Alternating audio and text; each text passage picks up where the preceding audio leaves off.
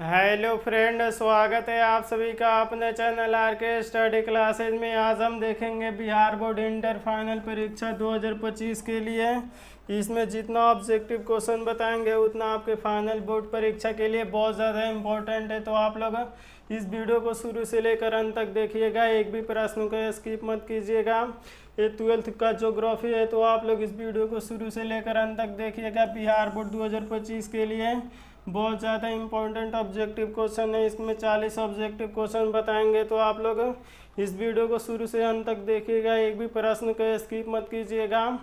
और आप लोग इस चैनल पे पहली बार आए तो चैनल को सब्सक्राइब कर लीजिए और बेल आइकन को ऑल पे दबा दीजिए ताकि आने वाला सही वीडियो का नोटिफिकेशन आप तक पहुंचता रहे। और आप लोग व्हाट्सएप ग्रुप में नहीं जुड़े हैं तो आप लोग जल्दी से व्हाट्सएप ग्रुप में जुड़ जाइए। वहाँ पे आपको फ्री में PDF और फ्री में नोट्स मिलेगा, तो आप लोग जल्दी से व्हाट्सएप ग्रुप में जुड़ जाइए। 7209072298 बस आप लोग इस नंबर पे मैसेज कीजिएगा तो आपको इधर से एक लिंक जाएगा, आप लोग उस लिंक पे दबा के व्हाट्सएप ग्रुप में जुड़ जाइए। तो चलते हैं, बिना कुछ देरी के क्लास को स्टार्ट करते हैं। चलते हैं पहले नंबर प्रश्न पे।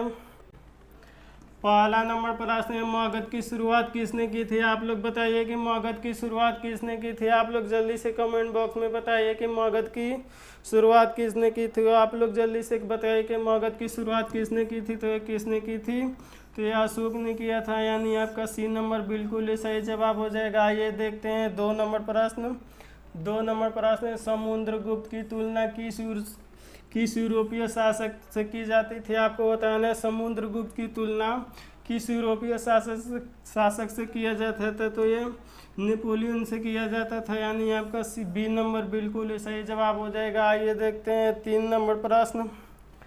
3 नंबर प्रश्न, मौर्य वंश का संस्थापक कौन था? आपको बताना है मौर्य वंश का संस्थापक कौन था। आप लोग जल्दी से कमेंट बॉक्स में बताइए कि मौर्य वंश का संस्थापक कौन था। तो ये मौर्य वंश का संस्थापक कौन था? तो ये चंद्रगुप्त था। आप लोग को याद रखना है मौर्य वंश का संस्थापक चंद्रगुप्त था, यानी आपका ये नंबर बिल्कुल ही सही जवाब हो जाएगा। आइए देखते हैं 4 नंबर प्रश्न। 4 नंबर प्रश्न है, चंद्रगुप्त मौर्य किस धर्म को मानने वाला था? आपको बताना है चंद्रगुप्त मौर्य किस धर्म को मानता था। आप लोग जल्दी से कमेंट बॉक्स में बताइए चंद्रगुप्त मौर्य किस धर्म को मानता था। तो ये जैन धर्म को मानता था, यानी आपका B नंबर बिल्कुल ही राइट आंसर हो जाएगा। आइए देखते हैं 5 नंबर प्रश्न। 5 नंबर प्रश्न, मौर्य वंश का अंतिम राजा कौन था? आप लोग को बताना है मौर्य वंश का सबसे अंतिम राजा कौन था। तो यह कौन था? तो यह अशोक था। आप लोग को याद रखते हैं, यानी आपका ये नंबर बिल्कुल राइट आंसर हो जाएगा। आइए देखते हैं 6 नंबर प्रश्न।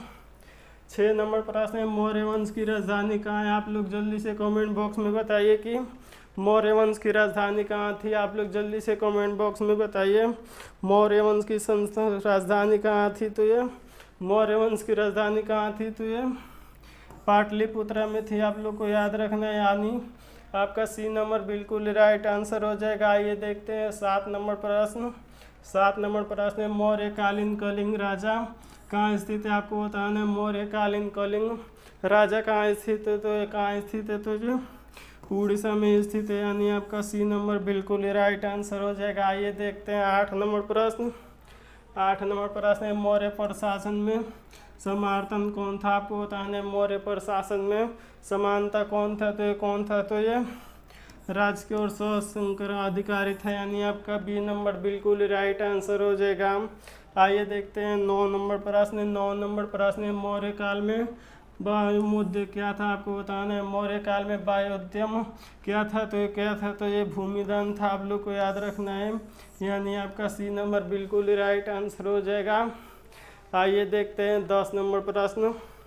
10 नंबर प्रश्न, अशोक का व्यक्तिगत धर्म क्या था? आप लोग को बताना है अशोक का व्यक्तिगत धर्म क्या था। आप लोग जल्दी से कमेंट बॉक्स में बताइए अशोक का व्यक्तिगत धर्म क्या था। तो ये कौन था? तो ये बौद्ध धर्म था, यानी आपको ये नंबर आपका बिल्कुल राइट आंसर हो जाएगा। आप लोग याद रखिएगा। चलते हैं 11 नंबर प्रश्न पे।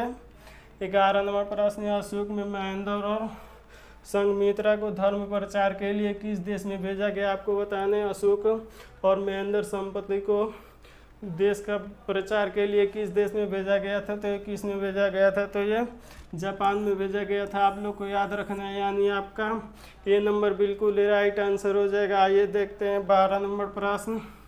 12 नंबर प्रश्न, अशोक किस वंश का शासक था। आप लोग जल्दी से कमेंट बॉक्स में बताइए अशोक किस वंश का शासक था, तो ये अशोक किस वंश का शासक था, तो ये मौर्य वंश का शासक था। आप लोग को याद रखना है। आइए देखते हैं 13 नंबर प्रश्न।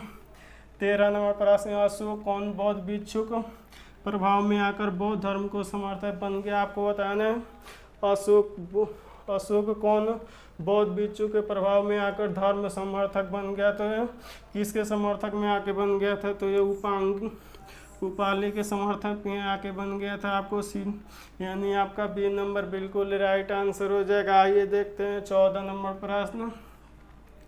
14 नंबर प्रश्न, किसने लिखा वास्तविक समकूर और जिसने पूजा सुखी संपन्न प्रसन्न हुआ। आप लोग जल्दी से कमेंट बॉक्स में बताइए पूजा संपन्न किसके हित में हुआ था, तो ये मेगास्थनीज के दरबार में हुआ था। यानी आपको याद रखना है, यानी आपका ये नंबर बिल्कुल राइट आंसर हो जाएगा। आइए देखते हैं 15 नंबर प्रश्न। 15 नंबर प्रश्न, आर्यभट्ट कहाँ का वासी था। आप लोग जल्दी से कमेंट बॉक्स में बताइए आर्यभट्ट कहाँ का रहने वाला था। आप लोग जल्दी से बताइए आर्यभट्ट कहाँ का रहने वाला था, तो ये पटना का रहने वाला था। यानी आपका डी नंबर बिल्कुल राइट आंसर हो जाएगा। आइए देखते हैं 16 नंबर प्रश्न। 16 नंबर प्रश्न, ये चीनी यात्री फयान किस शासक काल में भारत आया था। आपको बताना है चीनी यात्री शासक फयान किस भारतीय शासक के दरबार में आया था, तो ये विक्रमादित्य और चंद्रगुप्त द्वितीय के दरबार में आया था। यानी आपका बी नंबर बिल्कुल राइट आंसर हो जाएगा। आइए देखते हैं अगला नंबर प्रश्न।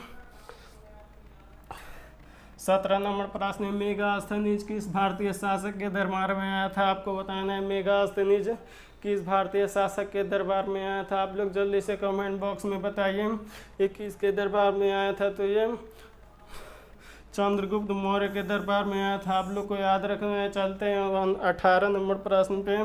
18 नंबर प्रश्न, बाल भट्ट की रचना कादम्बरी की शासनकाल में वर्णित है। आपको बताना है बाल भट्ट की रचना किस कादम्बरी में स्थित है, तो किस में स्थित है, तो ये चंद्रगुप्त विक्रम द्वितीय के दरबार में स्थित है। यानी आपको याद रखना है। चलते हैं 19 नंबर प्रश्न पे। 19 नंबर प्रश्न, अशोक किस वंश का शासक था। आप लोग जल्दी से कमेंट बॉक्स में बताइए अशोक किस वंश का शासक था, तो अशोक किस वंश का शासक था, तो ये मौर्य वंश का शासक था। यानी आपका बी नंबर बिल्कुल राइट आंसर हो जाएगा। आइए देखते हैं 20 नंबर प्रश्न। 20 नंबर प्रश्न है, ताम्रलिपि बंदरगाह व्यवस्थित है। आपको बताना है ताम्रलिपि बंदरगाह कहाँ स्थित है, तो ये कहाँ स्थित है, तो ये गुजरात में स्थित है। यानी आपका ये नंबर बिल्कुल राइट आंसर हो जाएगा। और आप लोग इस वीडियो को शेयर करते रहिए, और आप लोग इस चैनल पे पहली बार आए हैं तो चैनल को सब्सक्राइब कर लीजिए और बेल आइकन को ऑल पे दबा दीजिए ताकि आने वाले से वीडियो का नोटिफिकेशन आप तक पहुंचता रहे। और आप लोग व्हाट्सएप ग्रुप में नहीं जुड़े हैं तो आप लोग जल्दी से व्हाट्सएप ग्रुप में जुड़ जाइए। वहाँ पे आपको फ्री में PDF और फ्री में नोट्स मिलेगा, तो आप लोग जल्दी से व्हाट्सएप ग्रुप में जुड़ जाइए। थैंक यू बाबू, फिर मिलते हैं अगले वीडियो में। तब तक मन लगा के पढ़ाई कीजिए। Take care and bye.